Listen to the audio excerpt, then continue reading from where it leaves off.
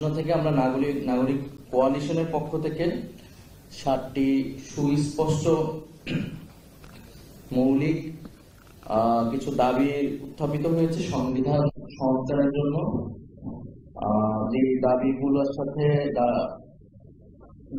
রাজনৈতিক দল হিসেবে জাতীয় নাগরিক পার্টির কিছু জায়গায় ঐক্যমত রয়েছে, কিছু জায়গায় ভিন্নমত রয়েছে। আমাদের সাথে যখন বসা হয়েছিল তখন আমরা এই বিষয়ে বিস্তারিত আলোচনা করেছি। জাতীয় নাগরিক পার্টি ঐক্যমত কমিশনের কাছে মৌলিক সংস্কারের একটি রূপরেখা প্রস্তাব করেছে।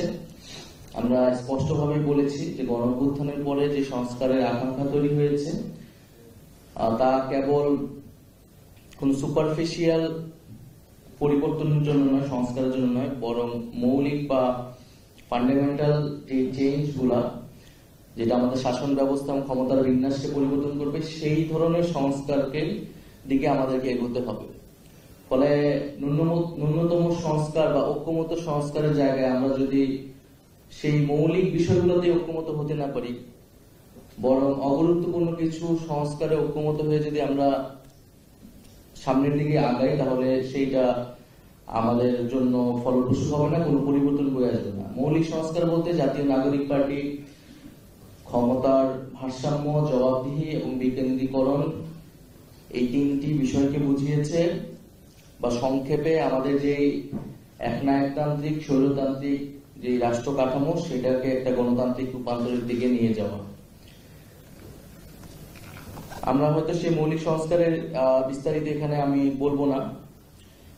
নাগরিক কোয়ালিশনের যে প্রস্তাবনাগুলো রয়েছে, যেমন উচ্চকক্ষের কথা বলেছেন এখানে আগের বক্তারা, সেটার কিছু সমালোচনা করেছেন, উচ্চকক্ষকে বেশি ক্ষমতা দেওয়া হচ্ছে কিনা।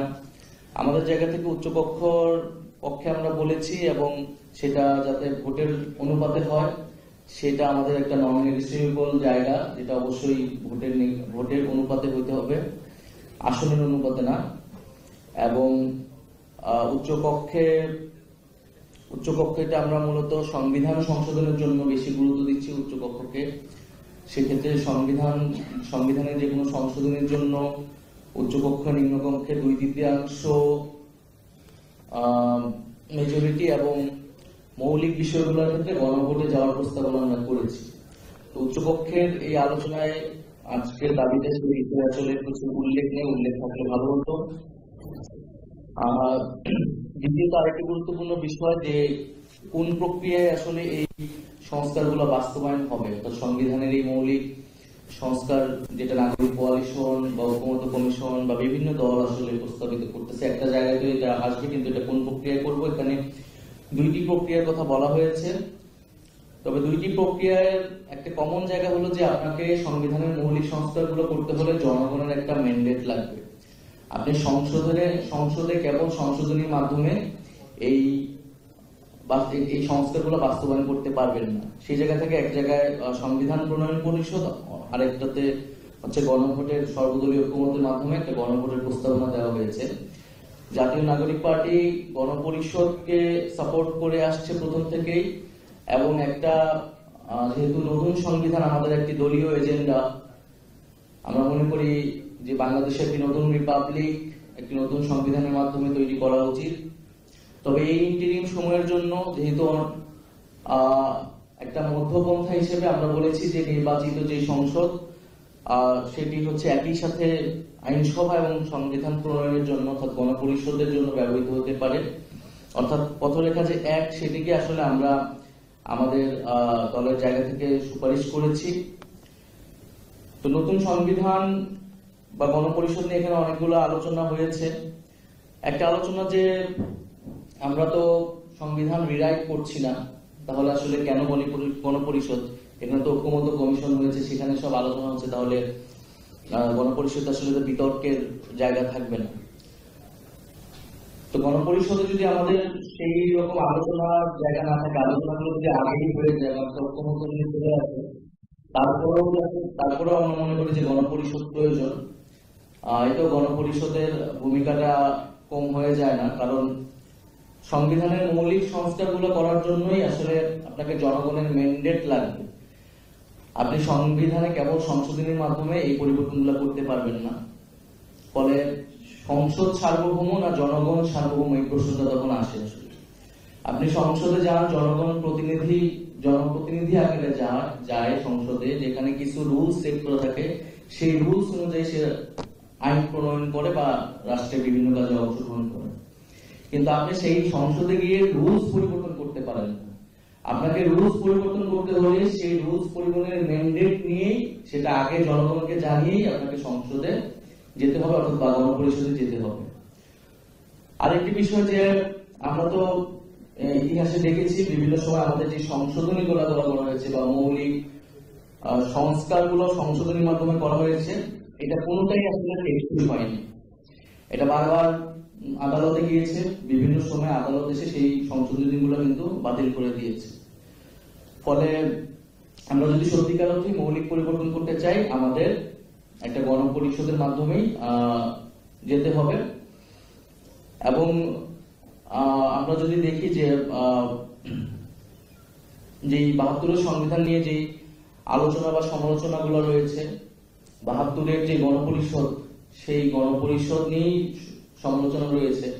অর্থাৎ জাতি হিসেবে আমরা একটা নিজেরা সংবিধান ভিত্তিতে একটা জাতীয় চুক্তি বা সংবিধান তৈরি করতে পারবো, সেই সক্ষমতা এখন আসলে অর্জন করে উঠতে পারিনি। এবং একটা গণ অভ্যুত্থানের পরে যখন আমাদের সামনে সেই সুযোগ এসেছে, আমরা সেই সুযোগটাকেও এখন অস্বীকার করছি বা হারাতে যাচ্ছি।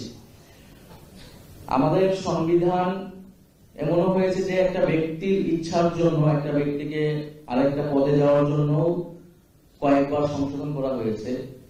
কিন্তু একটা গণ অভ্যুত্থানের পরে এত মানুষ রক্ত দিয়েছে, তারপরও আমরা সংবিধানকে মৌলিকভাবে পরিবর্তনের জন্য সম্মত হতে পারছি না। এটা আমাদের জন্য দুঃখজনক।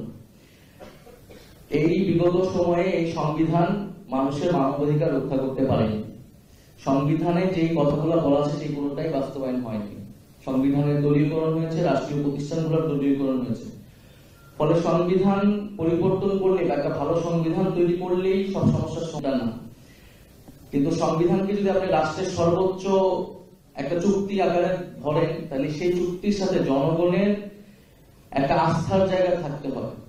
বিগত সময় কিন্তু সেই আস্থার জায়গাটা নাই। ফলে একটা নতুন সংবিধান তৈরি করার মাধ্যমে কিন্তু আপনি জনগণের সাথে সেই রাষ্ট্রের সম্পর্ক, সেই আস্থার জায়গাটা কিন্তু আবার স্থাপন করতে পারবেন।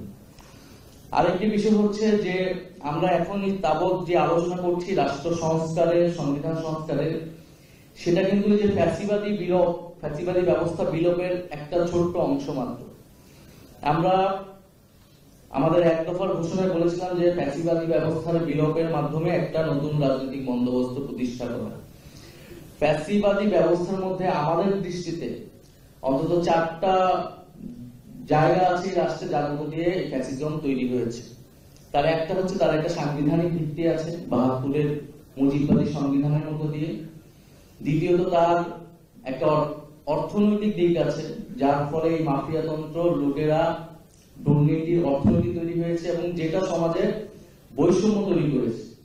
ফলে সেই বৈষম্য দূর করতে কিন্তু মানুষ আসলে রাজপথে নেমে এসেছে। তৃতীয়ত তার একটা রাজনৈতিক দিক আছে, যে দমন পীড়ন, মানবাধিকার হরণ করেছে, বিরোধী মতকে দমন করেছে, অর্থাৎ যে বাকশালী চরিত্র সেটি আসলে ফুটে উঠেছে। আরেকটি তার সাংস্কৃতিক দিক আছে, সাংস্কৃতিক ফ্যাসিজম আছে, যেটা বাংলাদেশের যে সাংস্কৃতিক বহুত্ব সেটাকে অস্বীকার করেছে। ফলে এই যে ফ্যাসিবাদী ব্যবস্থার আমরা 4টা দিক বলছি, তার একটা দিক সংবিধান বা রাষ্ট্র কাঠামো নিয়ে কিন্তু আমরা এই সময়টা আলোচনা করছি।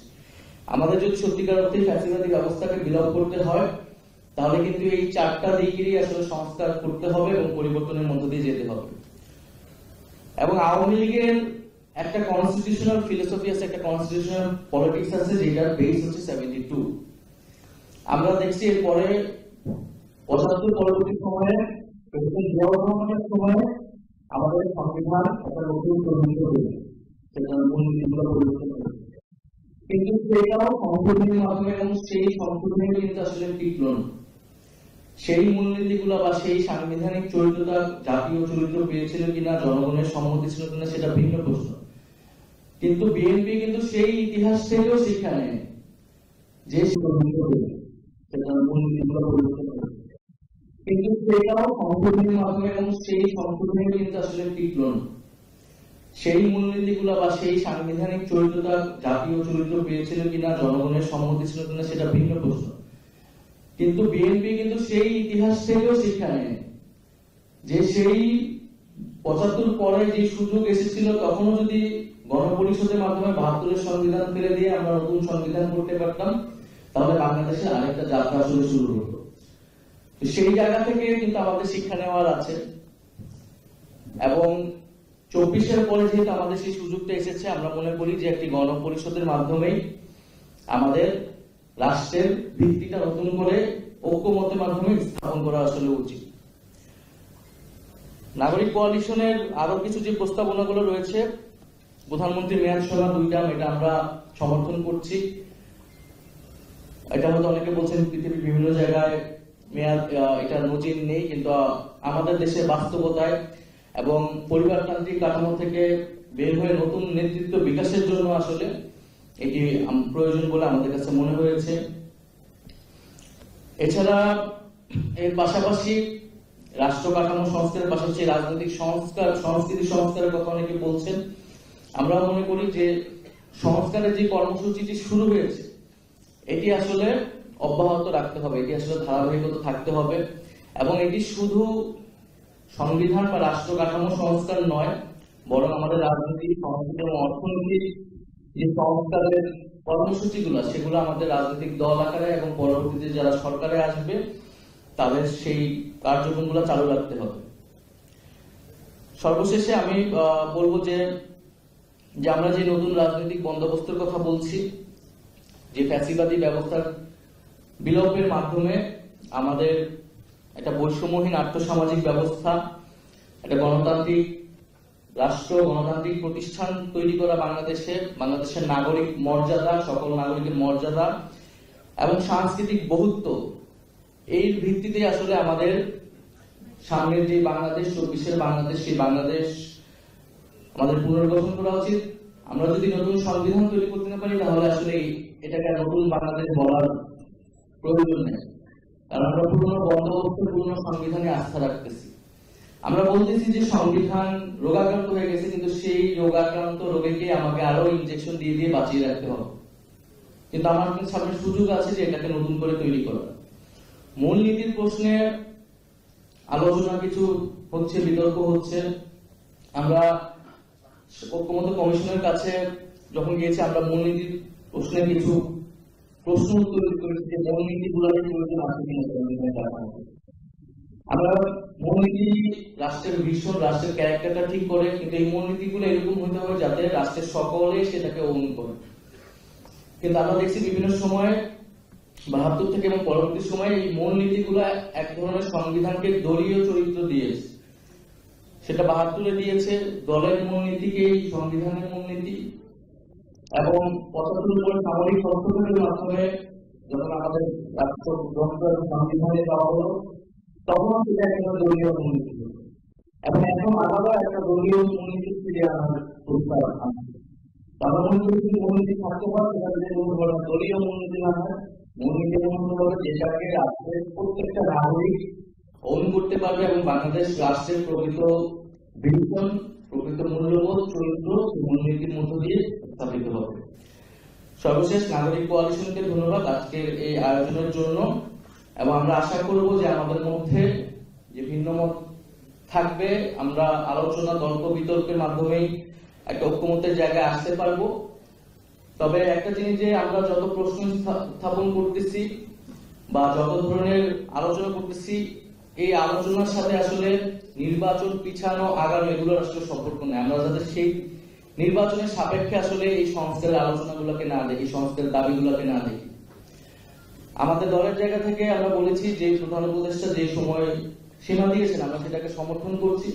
তবে নির্বাচনে যাওয়ার আগে অবশ্যই মৌলিক সংস্কারের যে রূপরেখা, সেটি আমাদের সামনে স্পষ্ট করতে হবে। আওয়ামী লীগ নিষিদ্ধের মাধ্যমে বিচার কার্যক্রমে আমরা একটা অংশ এগিয়ে গিয়েছি, এবং বিচারের রোডম্যাপটা যদি আমাদের সামনে সুস্পষ্ট হয়, যেটা কতদিনের মাধ্যমে সম্পন্ন হবে, সেটা জনগণের ভিতরে আস্থা তৈরি করবে। আর একই সাথে সংস্কারের ঐক্যমতে আসলে আমরা কিন্তু নির্বাচনের জন্য আর কারো কোনো আপত্তি থাকার কথা না। ফলে আমরা আশা করব যে আমরা দ্রুত সময়ের মধ্যেই সেই একটা সমঝোতার মধ্যে দিয়ে এগোতে পারবো। আরেকটি বিষয় আমি বলতে চাই শেষে, যে রাজনৈতিক দলগুলো যদি নিজেরা আলোচনা করে সমঝোতা করে যদি এগোতে পারে, এটা বাংলাদেশের জন্য একটা বড় উদাহরণ তৈরি হবে। এখানে মঞ্জু ভাই বললেন যে ডায়ালগের কথা, পিছনে ডায়ালগের কথা, এবং এই ডায়ালগ গুলোর জন্য ঐক্যমত্য কমিশন, নাগরিক কোয়ালিশন বা অনেক সিভিল সোসাইটি তারা রোল প্লে করতে পারে। কিন্তু কেন রাজনৈতিক দলগুলো নিজেরা উদ্যোগ নিয়ে নিজেরা আলোচনা করে কেন একটা সমঝোতা আসতে পারবে না? তারা যদি আমরা যদি এটা আসতে পারি, তাহলে ঐক্যমত্য কমিশন, অন্তর্বর্তী সরকার বা যে কোনো ধরনের সিভিল সোসাইটি ছাড়া যদি আমরা বসে আলোচনা আসতে পারি, এটা বাংলাদেশের জন্য বড় উদাহরণ হবে। বাংলাদেশের রাজনৈতিক দলগুলোর মধ্যে যে আস্থার সংকট আমরা সবসময় দেখেছি সেটা দূর হবে, এবং বাংলাদেশ যে ইউনিটিটা 24-এ আমরা তৈরি হয়েছে সেই ঐক্যের জায়গাটা ধরে আসলে আমরা সামনের দিকে আগাতে পারবো। ধন্যবাদ সবাইকে। আসসালামু আলাইকুম।